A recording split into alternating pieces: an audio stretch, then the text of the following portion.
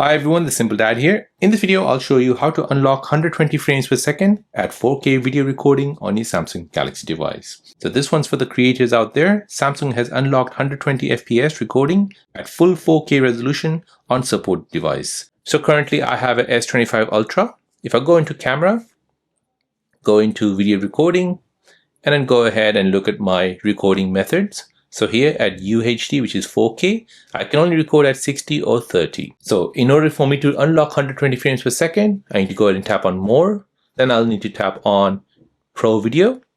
Next, I need to go ahead and tap on UHD at the top.